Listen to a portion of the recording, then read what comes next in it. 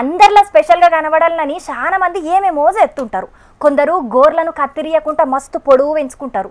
ఇంకొందరు భూమి మీద ఆనేటట్టు గడ్డాన్ని పెంచుతుంటారు. కొందరు ఆడోళ్ళు 10-15 అడుగుల పొడుగుండే జుట్టును పెంచుతారు.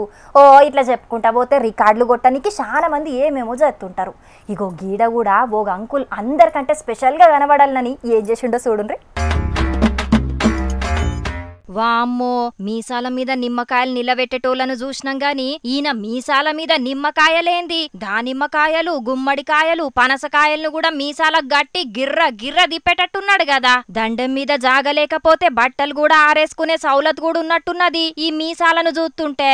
అవు మరి ఏం దక్కువ అటు ఇటు కలిపి 6 అడుగుల పొడువున్నాయి. ఈ అంకుల్ పేరు సూరిబాబు. భద్రాద్రి కొత్తగూడెం జిల్లా దమ్మపేట కాడు ఉంటాడు. 20 ఏండ్ల కోలే మీసాలను పెంచుతున్నాడట. వాళ్ళ తాత ముత్తాతలు కూడా గిట్లనే మీసాలను పెంచుకున్నారట. ఇక వంశాచారం ప్రకారం ఈయన కూడా పెంచుతున్నాడు అన్నట్టు.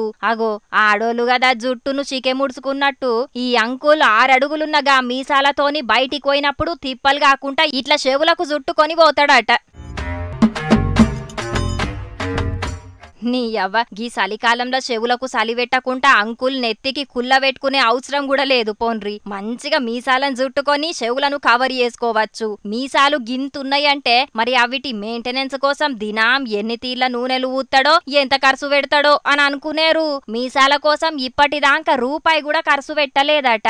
ఏ నూనె కూడా పెట్టాడట. ఇక ఈ అంకుల్ మీసాలను చూసి ఊళ్ళున్నోళ్ళందరూ సెల్ఫీలు దిగిపోతున్నారట. చుట్టుముట్టు ఊళ్ళల్లా మీసాల బాబాయిగా మస్తు పేరు పోయిండు.